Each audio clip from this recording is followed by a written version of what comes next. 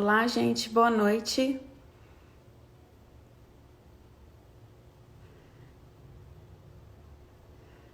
Olá, boa noite, gente, tudo bem? Vamos chegando.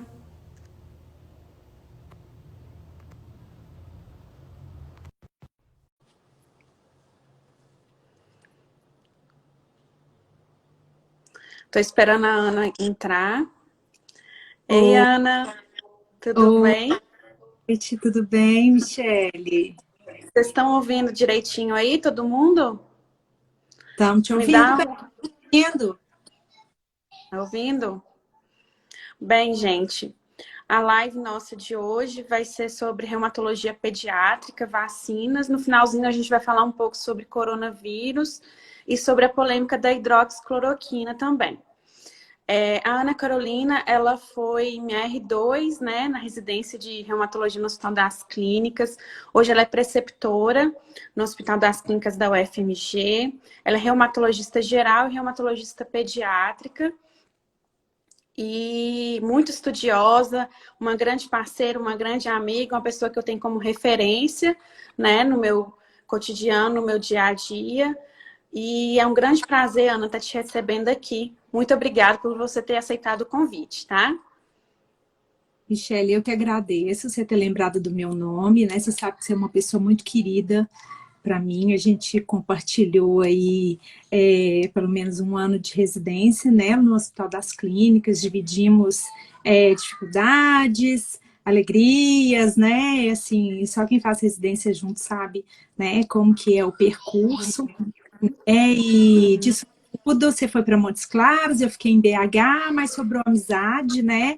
E que bom que hoje conversando. Eu te agradeço muito por ter lembrado do meu nome e por esse convite para a gente conversar um pouquinho hoje sobre as doenças reumáticas na infância, incluindo, né, a vacinação entre os pacientes reumáticos e falar um pouquinho, né, desse momento atual que a gente está vivendo, da pandemia pelo coronavírus e a influência que isso tem nos nossos pacientes. É. Pois então, vamos começar falando um pouco sobre reumatologia pediátrica, né, Ana? O que que é essa especialidade, né? O que que ela cuida, o que que ela traz para a gente, né? O que seria a especialidade em si, a reumatologia pediátrica? A reumatologia pediátrica, ela é uma especialidade que ela pode ser, né, um ramo de atuação da reumatologia geral ou uma subespecialidade da pediatria. Então, você tem duas formas de atuar como reumatologista pediátrico. Ou você faz uma residência de pediatria antes e depois faz a sua residência em reumatologia pediátrica, ou então você atua, né? Você tem essa formação ao longo da sua residência de reumatologia geral e depois de um tempo, na prática, você faz a prova, né? O título em reumatologia pela Sociedade Brasileira de Reumatologia. E foi assim que eu ingressei nesse mundo, né? Além de atuar como reumatologista, desde que pediátrica, atuar nessa área, desde que eu era residente, né? E depois que eu terminei a residência, eu segui aí esse caminho. Então, a reumatologia pediátrica, ela trata das doenças reumáticas na faixa etária pediátrica, abaixo dos 18 anos. A forma de atuação são várias as doenças que a gente cuida, né? Desde dores e membros inespecíficas, até artrite reumática juvenil, o lúpus sistêmico juvenil, dermatomiosite juvenil. Então, tem várias doenças que, assim como no adulto, também acometem a criança, né? De uma maneira geral, as pessoas acreditam que o reumatologista trata de doenças mais em idosos, e na verdade a gente sabe que não, que as doenças reumáticas podem acontecer na infância, quanto até né, no idoso. Então, é uma forma de atuar. Então, são várias doenças que a gente acompanha, a gente trata aí em parceria com o pediatra. Aí eles estão perguntando se são residências diferentes, Ana. Sim, são residências diferentes, né? São residências diferentes. Quem faz pediatria e faz residência de reumatologia pediátrica é uma outra residência. Quem faz reumatologia, por exemplo, fez clínica médica antes, né? Então, a reumatologia é uma especialidade clínica, né? A atuação do reumatologista pediátrico, né, para o reumatologista geral, depois de um tempo trabalhando com reumatologia pediátrica, a gente passa por uma titulação pela Sociedade Brasileira de Reumatologia e passa a atuar como reumatologista pediátrico. Mas ela é uma residência. Quem opta por cursar a residência de reumatologia pediátrica é uma residência a mais depois da pediatria. E o que seria essa artrite idiopática juvenil? Vamos falar um pouco sobre as doenças, então, né? O que seria a artrite idiopática juvenil? Assim, o que você traz para a gente, assim, para falar no geral com essas doenças? Quais seriam os sintomas e tudo? A artrite idiopática juvenil, aqui eu vou sempre me referir a ela como AIJ, tá? Que na prática clínica é a sigla que a gente usa, né? Então, a AIJ, artrite idiopática juvenil, ela não é uma doença, ela é um grupo de doenças, né, que se manifestam de formas muito diferentes, né? A gente tem várias formas de acometimento dentro desse grupo. Então, é a forma mais frequente de artrite crônica nas crianças abaixo de 16 anos, né? A principal manifestação é artrite, né? Para ter esse diagnóstico, o paciente precisa ter artrite. E o que é a artrite? É um aumento de volume, o calor, o aumento a limitação funcional, e às vezes a hiperemia da articulação, são os sinais que a gente fala, os sinais principais da artrite, por pelo menos 6 semanas, né? Então, para a gente dizer que um paciente tem artrite idiopática juvenil, ele tem que ter esse quadro de artrite por pelo menos 6 semanas.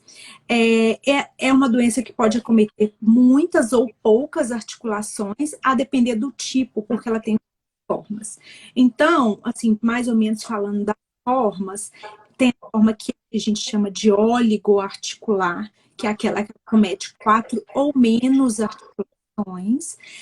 Tem a forma poliarticular, que acomete 5 ou mais articulações. Tem a artrite relacionada à entesite, tem a artrite psoriásica juvenil, que é aquela relacionada a psorias, né, da pele. Temos a artrite idiopática juvenil sistêmica, que é a forma mais grave, que além da artrite, o paciente tem febre, tem lesão de pele, pode ter aumento do baço, do fígado, os linfonodos podem estar aumentados, e ela pode evoluir depois com uma forma poliarticular normalmente grave, deformante, né? E temos também a forma indiferenciada, que é aquela que a gente sabe que o paciente tem uma artrite crônica, mas não consegue colocar ele em nenhum diagnóstico específico, né? Então, é um grupo heterogêneo, os pacientes se manifestam de formas muito diferentes. E deixa eu te falar, é mais difícil de fazer esse diagnóstico nas crianças do que nos adultos? Você acha mais difícil esse diagnóstico? Olha, eu acho que ele pode ser um diagnóstico que às vezes ele não é tão óbvio quando chega a criança no laboratório, porque existem vários diagnósticos diferenciais quando a gente tem um quadro de uma criança com artrite, né? A gente tem de investigar trauma, tumor ósseo, neoplasias hematológicas, então vários diagnósticos diferenciais entram nesse diagnóstico de artrite diferencial de artrite juvenil. A gente acaba dizendo que é um diagnóstico de exclusão, excluindo outras causas, a gente acaba fechando esse diagnóstico. E às vezes a criança não tem sintomas tão exuberantes. Às vezes a criança está com uma articulação inflamada, mas ela está levando uma vida normal, ela praticamente não se queixa. Aí um belo dia o pai olha e fala, nossa, mas esse joelho está inchado, vou levar no médico. E às vezes o pai não sabe nem dizer há quanto tempo essa criança joelho inchado, porque a criança está pulando, está correndo, está comendo normal, não está reclamando, e a gente vê isso com uma relativa frequência. Eu acho que pode ter um atraso diagnóstico. Eu acho que o mais importante é que os pais, na dúvida, eles procurem uma orientação, que pode ser tanto com o próprio pediatra ou com o reumatologista pediátrico, se ele tiver na sua cidade, tiver acesso a esse profissional, e até um ortopedista pediátrico ou um ortopedista que esteja habituado a conduzir casos em crianças, né? Então, na dúvida, olha, realmente eu não estou com dúvida, essa criança, eu acho que meu filho tem alguma coisa, é melhor olhar do que mesmo que a criança esteja muito bem, entendeu? Porque às vezes ela pode estar desse jeito e ter o diagnóstico. E com relação às medicações, eles perguntam, uma das perguntas que foram feitas para a gente é se as medicações que a gente usa são os mesmos medicações do adulto, né? Que a gente usa para tratar o adulto, né? E a gente sabe que muitas medicações são semelhantes, né? Sim, a maioria das medicações que a gente tem para tratar o adulto, a gente trata a criança. A gente tem que respeitar as faixas etárias, né? Ela é uma doença que pode começar aí 2, 3 adolescência. Tem medicamentos que são liberados a partir dos 2 anos, tem medicamentos que são liberados a partir dos 6 anos. Então, a respeitar, mas a maioria dos medicamentos que a gente usa para tratar o adulto, a gente podem ser usados na criança. O único que a gente usa com exclusividade na faixa etária pediátrica é o canakinumab, que é um bloqueador da interleucina 1, né, que a gente usa para tratar a artrite idiopática juvenil sistêmica, que é uma doença com algumas peculiaridades. Então, existem algumas indicações nesse grupo específico de pacientes em que a gente pode lançar a mão do canakinumab. A gente tem limitação de acesso, porque ele não é disponível. Ele tem registro Ele é na muito Anvisa, mas ele caro, não né? está. E ele não está no rol do Ministério da Saúde para tratamento, né, de artrite juvenil. Então, a gente acaba não tendo tanto acesso nele assim. Mas as medicações são mais ou menos as mesmas mesmo, guardadas algumas particularidades no manejo desses pacientes. Aqui a Cláudia está fazendo uma pergunta. Eu sou portadora de artrite reumatoide e sei que até meus netos podem desenvolver a doença. Já tenho 4 netos e me preocupo muito. Existe algum sinal que faz levar ao médico reumatologista? Ela quer saber se tem algum sinal que ela pode pensar, assim, já de imediato, nos 4 netos dela, para desenvolver a artrite reumatoide. No caso, os netos dela são pequenininhos, são crianças, sabe? E ela já tem a artrite reumatoide do adulto, né? Bom, a gente sabe que as doenças reumáticas, de uma maneira geral, elas têm um componente genético, né? Mas só o componente genético não é suficiente para desencadear a doença. Então, não é infrequente a gente ter algum membro da família que tenha a doença e mais ninguém tem. Então, eu acho que essa é uma preocupação que é muito frequente. A gente vê essa fala recorrente no consultório, né? Tanto de adulto quanto de criança. Olha, às vezes a mãe chega, olha, eu tenho lúpus, eu queria saber se meu filho pode ter também, né? E isso é também uma questão que impacta na decisão de ter filhos, né? Então, assim, essa é uma questão que é bastante frequente. Mas foi Cláudia, né, que perguntou. Acho, Cláudia, que o que você deve observar nos seus netos é isso. Se você percebe alguma alteração nas articulações, eles queixam dor, algum membro que está deformando, você percebe que eles estão mancando quando brincam, ou deixam de brincar porque estão com dor articular. Essas são algumas pistas que a criança pode passar para a gente ver que está na hora de procurar ajuda.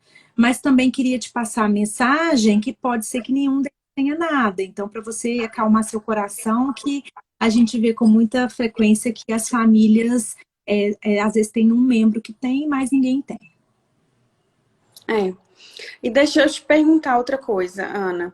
Você sabe nos referir, assim, qual é a articulação que é mais acometida, por exemplo, no caso da artrite idiopática juvenil? Tem uma articulação específica que é mais acometida que as outras? Que você percebe na sua prática, no seu dia a dia? Bom, a artrite idiopática juvenil, como eu disse, é um grupo heterogêneo de doença. A forma mais frequente é a forma oligoarticular, que é aquela que acomete 4 ou menos articulações. E, normalmente, comete mais as grandes articulações dos membros inferiores, joelhos e tornozelos, principalmente, tá? Mas a artrite, a depender da forma, pode ter um acometimento que é poliarticular, pode acometer pequenas articulações das mãos, os punhos, os ombros, os cotovelos. De uma maneira geral, são as grandes articulações dos membros inferiores, mas dependendo da evolução, pode acometer outras articulações também. Bem, um diagnóstico diferencial que a gente sabe que se faz com a artrite idiopática juvenil é a dor de crescimento, né? Que é muito frequente, que gera muita angústia entre os pais, né? Que eles trazem muitos pacientes, os filhos no consultório por causa disso, né? Uma dor referida, né? Principalmente à noite. E, assim, com qual idade, geralmente, Ana, que se inicia a dor de crescimento? Bom, então vamos falar um pouquinho de dor de crescimento. Dor de crescimento é um termo consagrado pelo uso. Crescer não é um processo doloroso, mas a gente vê que acaba que todo mundo usa esse termo, tá? O nome correto para isso é dor em membros, dor funcional em membros, que é a principal queixa em consultório de reumatologia pediátrica. É dor em membros, tá? Então, como que a criança começa a queixar? Em média, entre 3 a 6 anos, a criança normalmente queixa dor nas pernas, não só nas articulações em si. Nas pernas, assim, às vezes na canela ou no meio da coxa, normalmente é nos membros inferiores.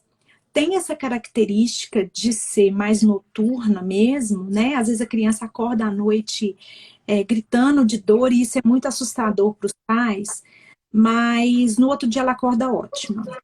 Então, caracteristicamente, assim, é uma dor que não é contínua, é uma dor que não impede a criança de fazer as atividades dela do dia a dia. Ela não vai mancar, ela não vai deixar de brincar, ela não vai ficar moadinha sem querer comer, né?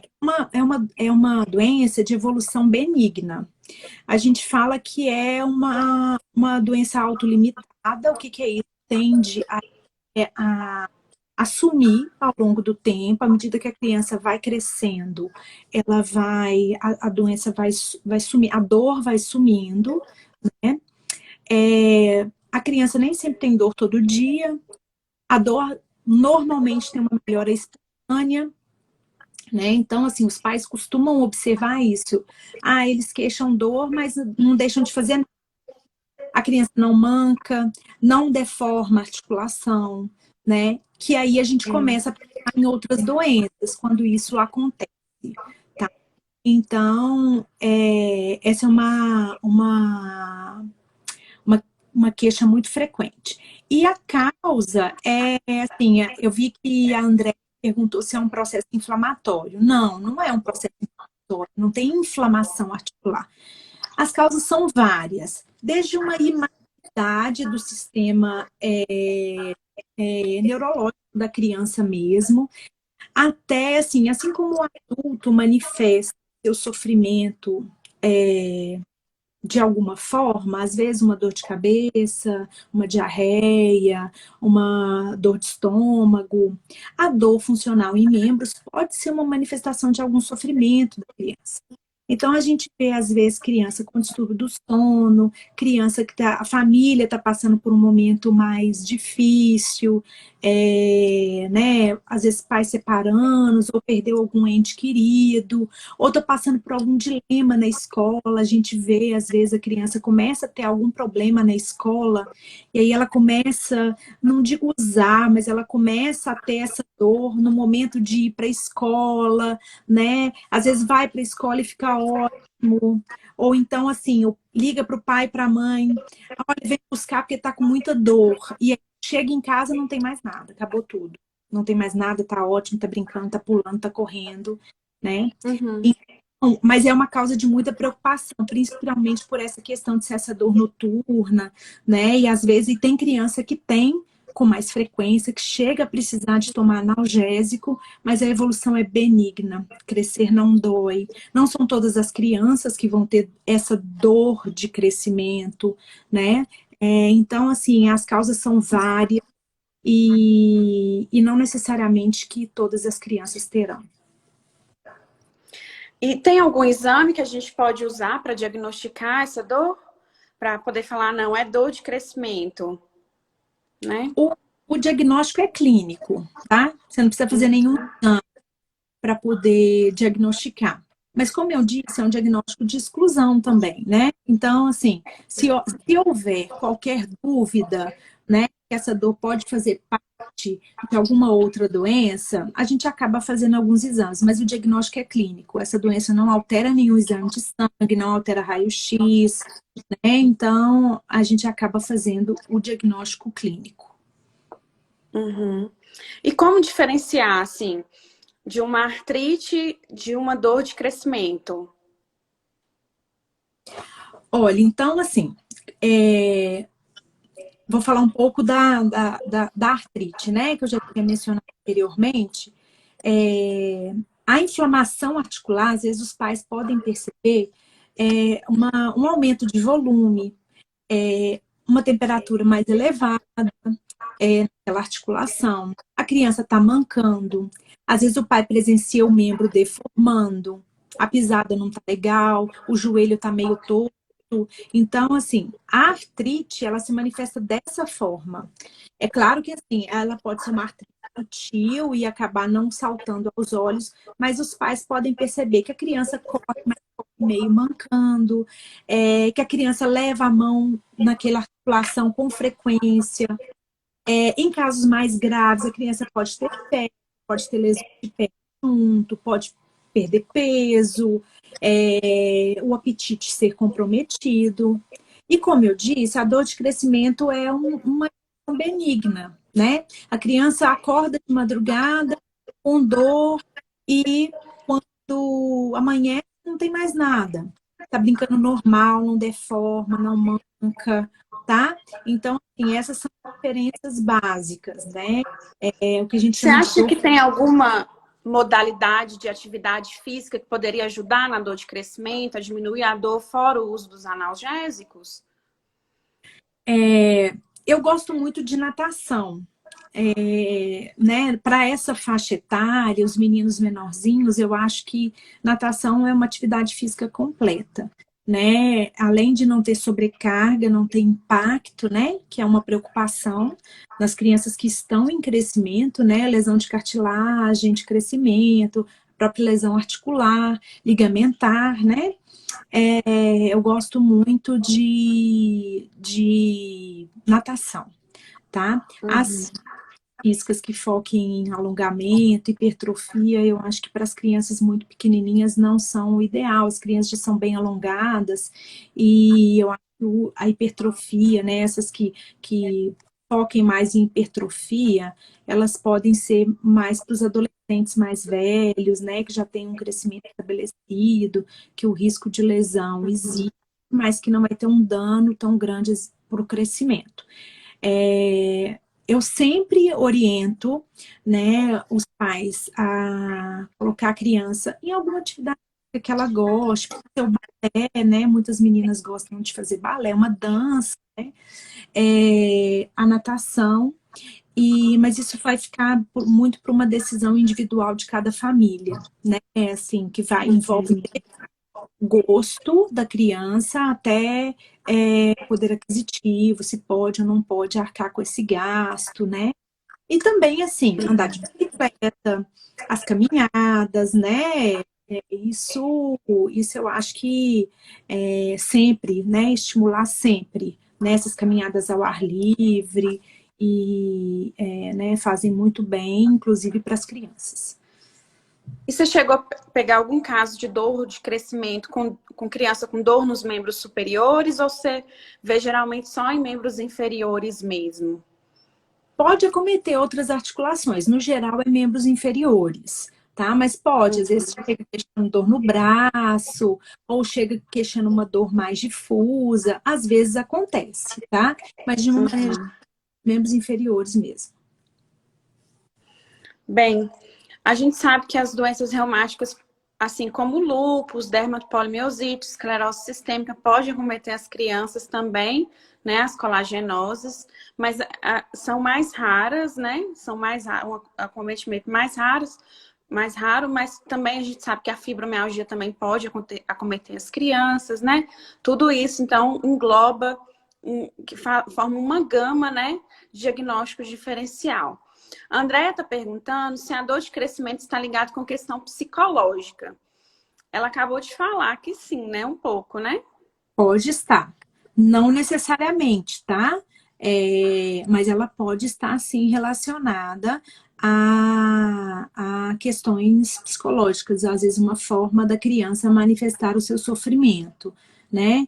E, às vezes, um rearranjo, né, na dinâmica familiar, na higiene do sono, algum fator mais estressor momentâneo que está ali incomodando aquela criança, pode, às vezes, melhorar, né? E a gente vê também, assim, com frequência, que as medidas não medicamentosas têm muito benefício, né? Em alguns casos de dor funcional de membros.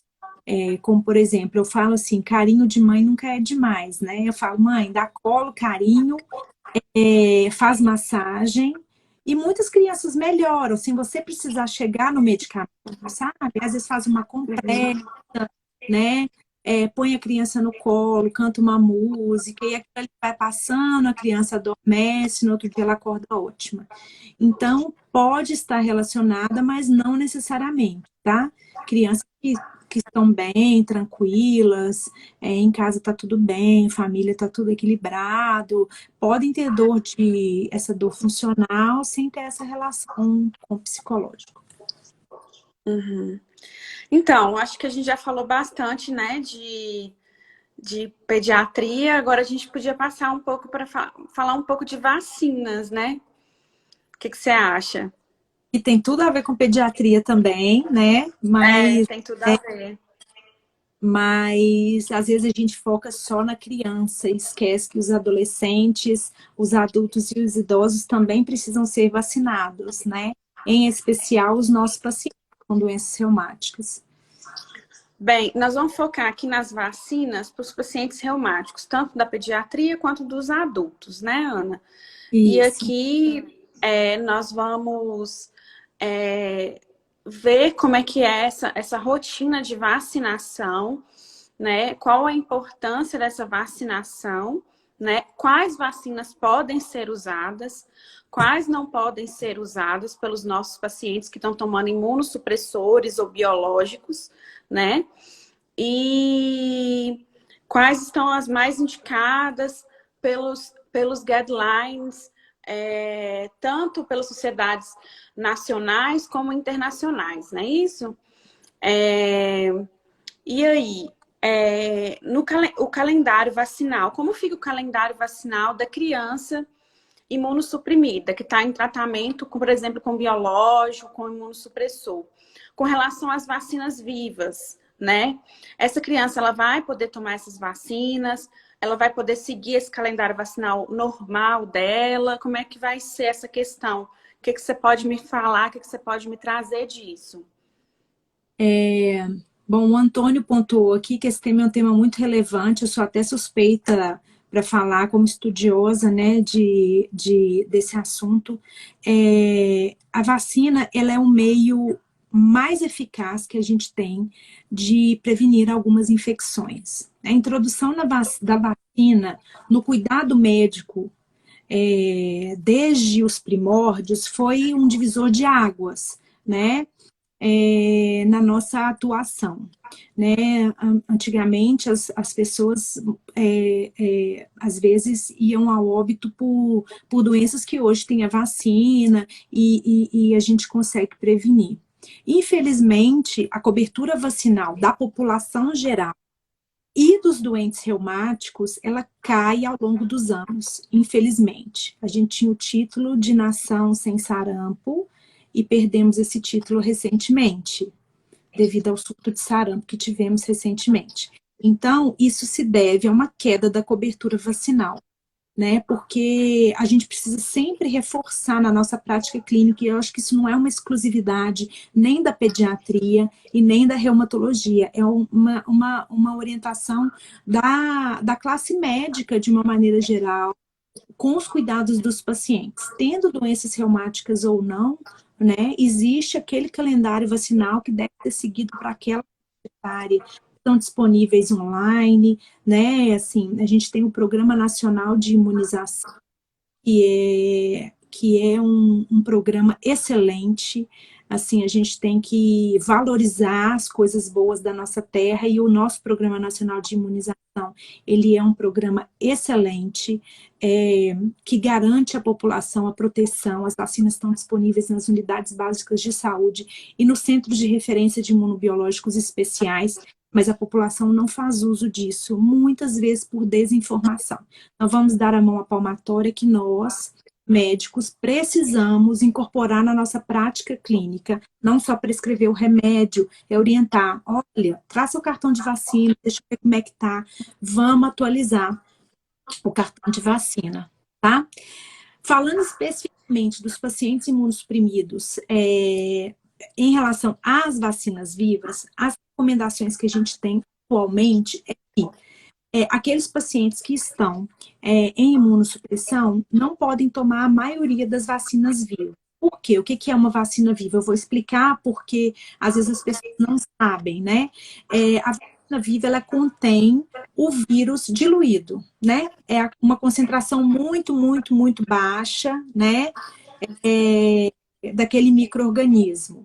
A gente tem algumas vacinas que são vivas, né, que estão disponíveis no mercado, a BCG, né, que é da tuberculose, a triviral, que é a tríplice viral, né, que é sarampo, e rubéola, a febre amarela, a varicela. Então, a gente tem herpes zoster, a gente tem várias vacinas vivas disponíveis no mercado e que, infelizmente, os nossos pacientes não podem receber de uma maneira geral, porque existe um risco desenvolver a doença pelo vírus da vacina. Mas os estudos vêm evoluindo ao longo do tempo.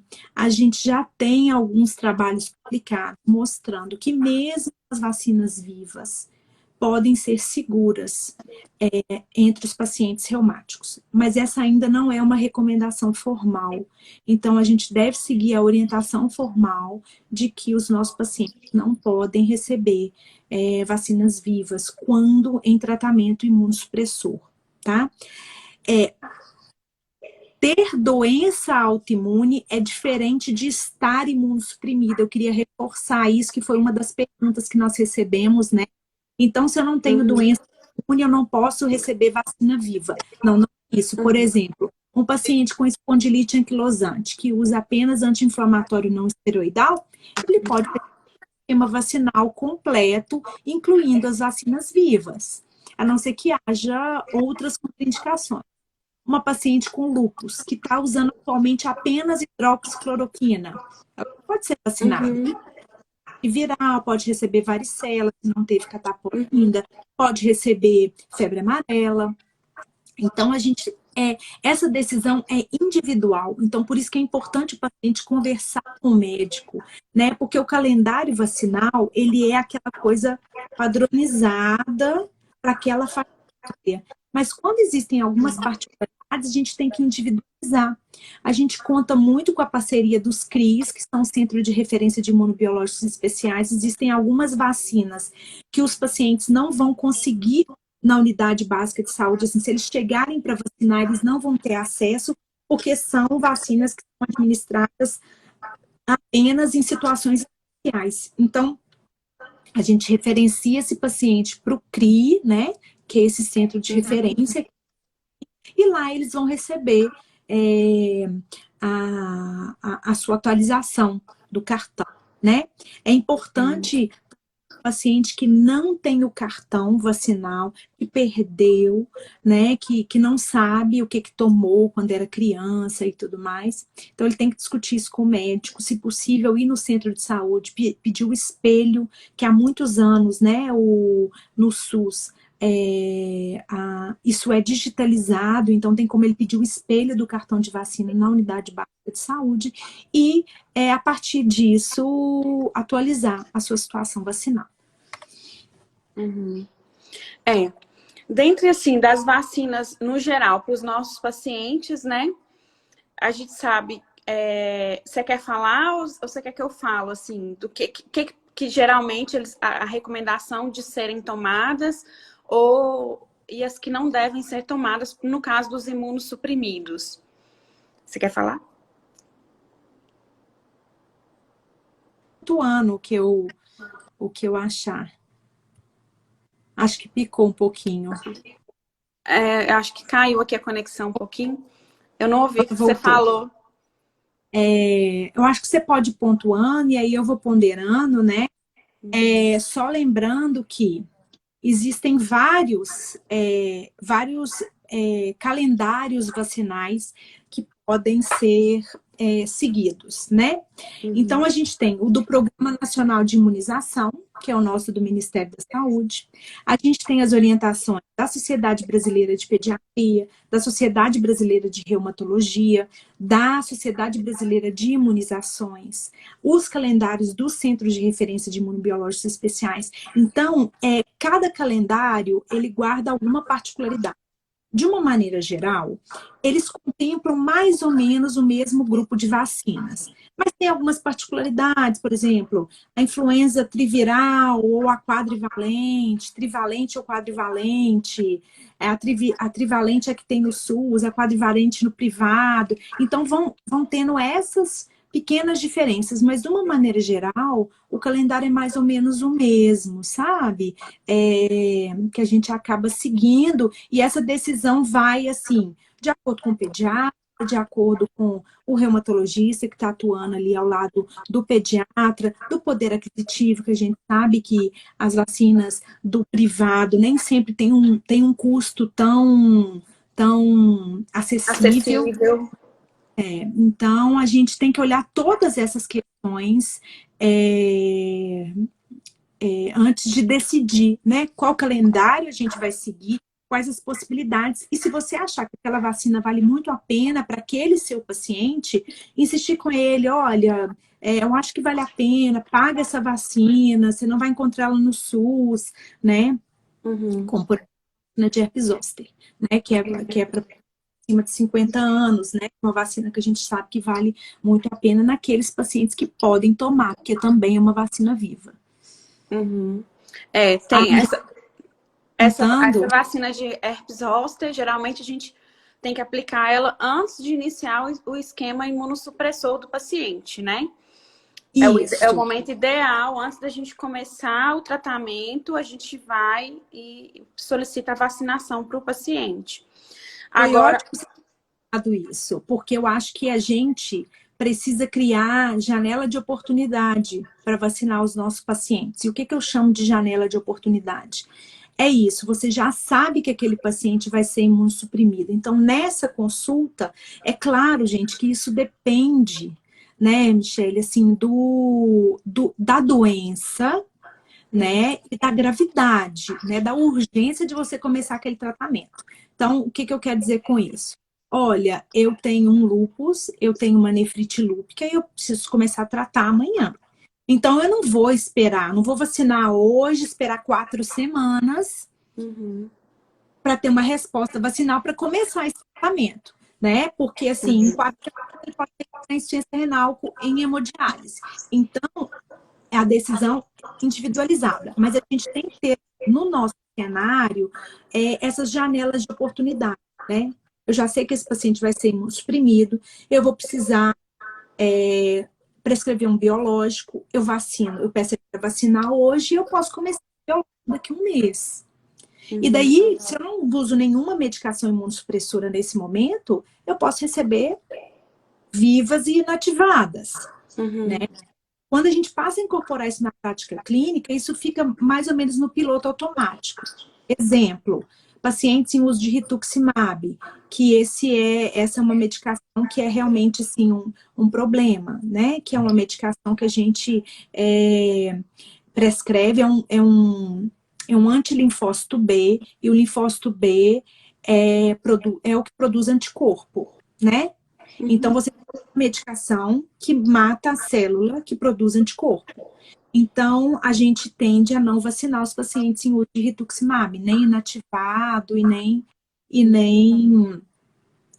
nem vivo. Mas ele está naquela fase de nova infusão do rituximab, já tem 6 meses que ele tomou, né?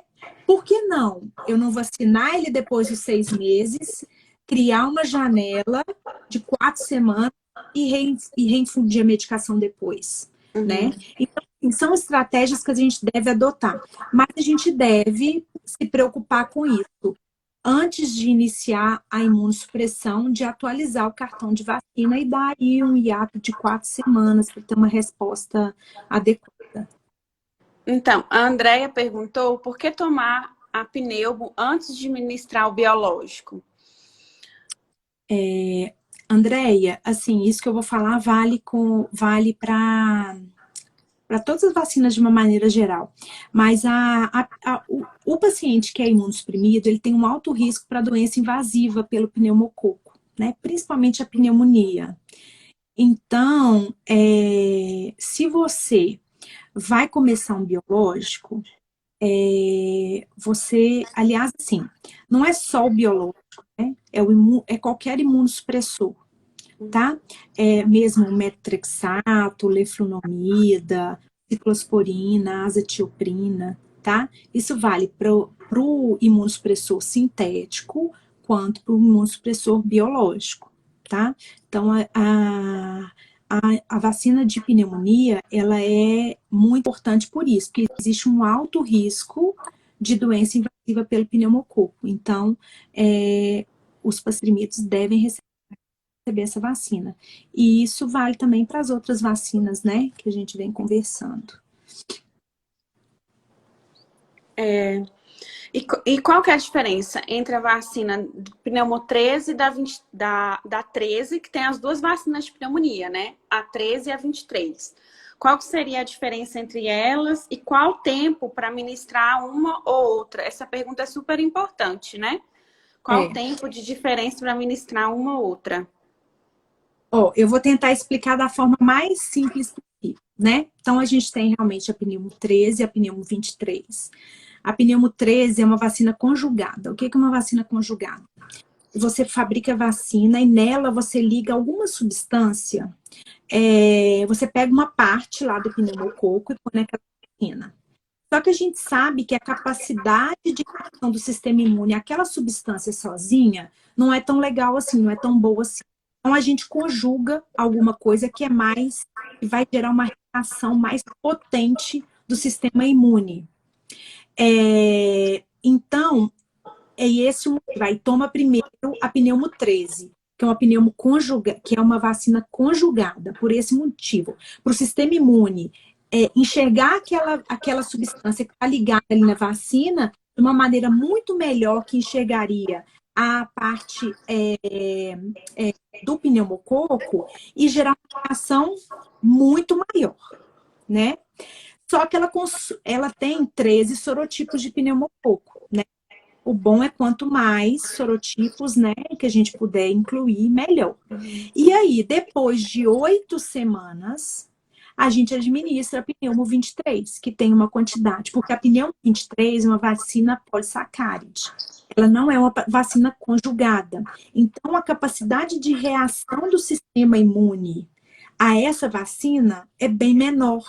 Então, ao invés da gente dar uma vacina meio que não vai ter uma reação legal logo no primeiro momento, a gente dá essa vacina, né? E aí, numa segunda exposição do sistema imune a essa vacina pneumocócica, a reação dele já vai ser muito melhor, porque ele já tem imunidade contra aqueles sorotipos, porque ele enxerga aquilo ali de uma forma melhor, e aí ele vai, a gente chama de booster, né? Ele vai ter uma reação muito mais amplificada do que teria se tivesse tomado só a pneumo 23.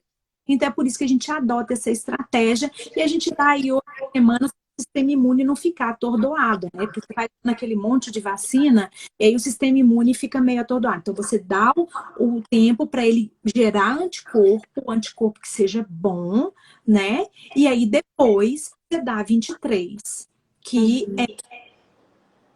que vai ter uma reação muito mais amplificada, com muito mais tipos envolvidos. E dessas vacinas que são importantes para os nossos pacientes, que estão no calendário deles, quais são que são fornecidas pelo sistema público de saúde? A gente sabe que a maioria é fornecida, né, pelo sistema público. É uma ou outra que não, né? Sim. O que eu, assim, o que eu vou falar as que eu acho, assim, né, que falando de faixa etária, você está perguntando de adulto, de criança? Assim, no geral, para adulto mesmo. Adulto? Bom, a influenza, né? A influenza é anual, é uma vacina inativada. Os pacientes que estão imunossuprimidos, eles podem e devem usar, e aqui eu vou fazer um parênteses, neste momento atual que a gente está vivendo, né? A doença por influenza e a doença por coronavírus são clinicamente a mesma doença, né? Mas só a vacina, só a influenza tem vacina. Então, se a gente pode prevenir uma dessas infecções, elas estão acontecendo no mesmo tempo, né? Porque a influenza é sazonalidade, ela acontece mais no outro. Então, se a gente tem a possibilidade de evitar uma delas por vacina, por que a gente não vai vacinar? Né? Porque isso não te deixa. Se você não vacina, você pode pegar as duas infecções ao mesmo tempo. E olha que desastre que é isso. 2 vírus diferentes que causam pneumonia grave, especialmente em idosos. Então, por que a gente não vai vacinar? Né? Então, eu faço esse parênteses aqui nesse momento relacionada à influenza, né? Outra vacina é a pneumocócica, né? Que tem disponível no SUS, né? Nesse esquema 1323 que a gente conversou. A meningocócica só tem no CRI, né? Se a gente acha que é de alto risco, você faz uma cartinha, não vai achar ela no posto para vacinar adulto, mas se você faz uma cartinha para o CRI, o paciente vai ser vacinado, né? Deixa eu ver o que mais. Nos pacientes, por exemplo, que podem receber as vivas, né? Vou voltar aqui no assunto. Os pacientes com espondilite anquilosante usando anti-inflamatório não esteroidal, as lúpicas que estão usando só cloroquina ou que estão sem remédio nenhum, as artrites reumatoides bem controladinhas que estão usando só cloroquina, ou os pacientes que estão usando só salazina, esses pacientes podem ser vacinados também com vacinas vivas. Trivial, febre amarela, tá? Varicela, né? Que é uma da outra vacina. Não vamos esquecer do HPV, né? Que é uma vacina inativada, né? Está disponível para as crianças e para os adolescentes, mas as mulheres jovens, né? Vale a pena correr atrás disso para tentar vacinar essas mulheres, né? É a principal causa de câncer de colo de útero, né? Nas mulheres e câncer de pênis nos homens, então a gente deve incentivar essa vacina, tá? É uma vacina inativada que também tem no SUS, então lembrar aí, né, a vacinação para 9 anos. Bom, são essas que eu estou me lembrando aqui. A hepatite B também está disponível, mas ela tem um grupo específico, né, que são aqueles pacientes que têm um risco de exposição, né? E aí eu queria fazer parênteses também, para as pessoas que moram ou trabalham muito próximo de pacientes que são imunossuprimidos, esses contactantes precisam se vacinar também, né? Que a gente esquece dessas pessoas, né? Então, a gente tem um imunossuprimido, seja criança, seja idoso, seja adulto meia idade, E o esposo não vacina. E aí, ele é exposto, ele pode trazer influenza para dentro de casa, né? Ele pode trazer, por exemplo, nunca teve catapora e não se vacinou, e aí traz uma catapora para uma paciente que é imunossuprimida, que não pode receber a vacina, né? Então, assim, a gente tem que lembrar disso na hora de consultar esse paciente, seja criança, seja adulto, com quem você mora, qual é a atividade que essa pessoa desempenha, né?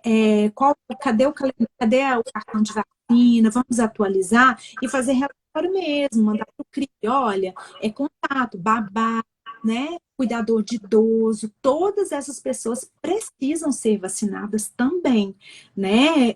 Aqui não falando só dos imunossuprimidos, mas também lembrando aí dos contactantes de crianças que não têm doenças reumáticas e dos idosos também. Tem uma pergunta aqui. A vacina de pneumonia é aconselhável para quem tem problema pulmonar? Sim, aconselhável, sim. Sim, os pneumologistas recomendam, né? Doença pulmonar obstrutiva crônica, fibrose cística, todas as pessoas que apresentam um risco de ter doença invasiva pelo pneumococo devem se vacinar. A mais frequente é a pneumonia, né? Mas tem meningite, por pneumococo, tem várias outras doenças invasivas causadas por pneumococo. A mais frequente é a pneumonia, então os pacientes com doença pulmonar devem se vacinar sim. Os pacientes com doenças crônicas, de uma maneira geral, os diabéticos devem ter seu cartão vacinal atualizado, né? Olhar Então, individual. tá. Ana, deixa eu te falar, o tempo já está bem adiantado. Esse tema é muito... Se deixar, a gente fica o dia inteiro falando disso aqui, né? Sim. Então, vamos lá. Vamos passar agora para a parte do Covid, só para tirar umas dúvidas básicas do pessoal. Sim. Os imunossuprimidos, de fato, fazem parte do grupo de risco nesse momento de pandemia? Os efeitos podem ser piores nos pacientes autoimunes? Bom, toda vez que tem uma infecção, né, uma epidemia ou uma pandemia, a gente sempre se preocupa como que a doença vai se comportar nos imunossuprimidos e a gente sempre tem uma tendência a achar de que vai ser pior. Porque como eles têm um comprometimento do sistema imune, então a evolução vai ser pior, né? Mas não é o que a gente, ao longo assim, desses meses, né? Nós estamos falando aí de 6 meses de intensos estudos, de muita produção científica, o mundo inteiro está parado estudando essa nova doença, esse novo desafio, né? Que é extra medicina, né? É um desafio para todos, mas assim, a gente já tem alguns dados que mostram que os pacientes imunossuprimidos, eles não têm evoluído pior. Uhum. Têm evoluído até melhor do que a gente esperava, né? Então, as várias coortes já publicadas, vários trabalhos já publicados com casuísticas grandes de pacientes reumáticos, os países europeus que têm bancos de dados de pacientes reumáticos, realmente a gente tem visto que a taxa de infecção tem sido baixa, que os pacientes não têm evoluído pior e que tem tido menos óbitos do que a gente esperava. Mas isso, a mensagem que eu gostaria de deixar para os nossos pacientes é que isso não os impede de tomar todas as medidas, né, para diminuir o risco de contágio e de transmissibilidade. Usar máscara, higienizar bem as mãos, se puder, fique em casa o máximo de tempo possível, sair de casa só em situações extremamente necessárias, evitar contato com pessoas doentes, né? Evitar de fazer visitas a pessoas doentes, né? Então, isso não deixa livres de tomar todos esses cuidados que a população geral está tomando, né? Não é porque eles estão evoluindo melhor ou com menos taxa de infecção ou menos óbitos que eles têm forte aí para circular de maneira irresponsável. Então, eles têm que tomar esse cuidado como a população geral. Mas foi realmente surpreendente, assim. E no começo, assim, eu falo que assim, foi um Deus nos acuda. Põe todo mundo em casa, afasta do trabalho, né? assim, vamos ver no que isso vai dar. E a gente tem tido esses dados aí que são surpreendentes para a gente. Foi feita uma aliança global, né, reumatológica contra o Covid-19, né? E eles publicaram recentemente um estudo, né, no Lancet, que mostrou até que os pacientes em uso de anti-TNF tiveram menos hospitalizações do que esperado, né? Em relação aos pacientes reumáticos que usavam corticoide, foram que apresentaram maior risco de hospitalização, né? E aqueles que estavam já em uso de anti-TNF mostraram menor risco de hospitalização. Então, está sendo, assim, surpreendente, né? O que está acontecendo, né? E a doença mostra que a doença bem controlada é o mais importante, né? Controlar a doença autoimune. Isso é muito importante, porque a gente sabe que no começo houve muita demanda dos pacientes se vamos ou não vamos manter o tratamento, né? E a recomendação é manter o tratamento, porque a gente sabe que estar com a doença, com a atividade inflamatória mais controlada, é um fator que tende a deixar essa doença evoluir de uma maneira melhor. Aqueles pacientes que têm uma atividade inflamatória mais exuberante, que não estão bem controlados, esses pacientes estão sob risco também. E lembrar de evoluir pior. E lembrar também que os nossos pacientes têm doenças crônicas, né? São cardiopatas, pneumopatas, diabéticos, né? Então, são vários fatores que a gente tem que avaliar, né? Avaliar, tá? Mas é isso mesmo. Assim, os pacientes usuários de imunossupressor não têm evoluído tão pior. E aquela pergunta que não quer calar para a gente encerrar a nossa live, né? E da cloroquina. A cloroquina funciona ou não funciona para o Covid? Olha, assim, a cloroquina, assim, é um remédio que a gente usa há tantos anos, né? Eu acho que a gente vai ter que passar por um processo agora de reconstrução da imagem da cloroquina, né? Mas eu vou deixar isso para o final, que aí eu passo uma mensagem positiva. Então, assim, muitos trabalhos já publicados mostraram que em pacientes graves não funciona e até aumenta a mortalidade, tá? O que falta um dado? Então, a gente não tem respaldo para recomendar, né? Se previne infecção e se o paciente que tem sintomas leves deve tomar ou não.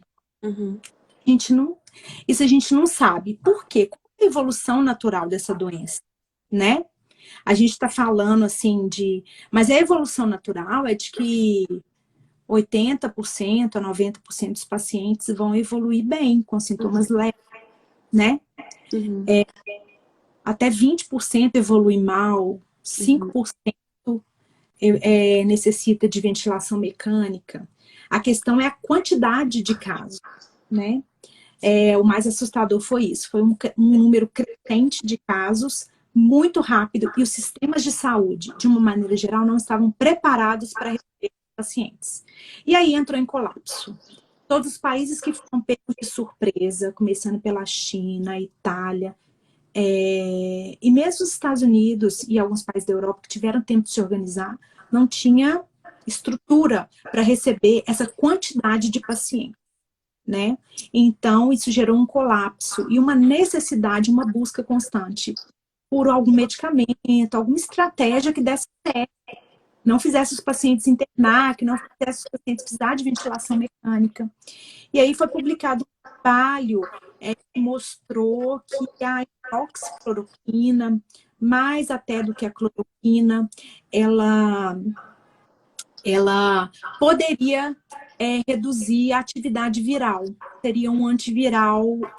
Já tem menos de um minuto. Tem que encerrar. Tá. Então, eu vou deixar a mensagem final, né? Dizendo que, assim, a gente usa a cloroquina há mais de 50 anos na reumatologia. É uma medicação que é segura. A gente monitora os efeitos colaterais, a gente usa titulada pelo peso, né? Então, usamos, ela é muito importante para diversas doenças, em especial o lúpus eritematoso sistêmico. Mas também usamos na dermatomiosite, na síndrome de Sjögren, na artrite reumatoide. A gente agora vai ter esse papel de reconstruir, porque existe um medo, né, de ser uma medicação tóxica. Acabou. Então é isso, assim, a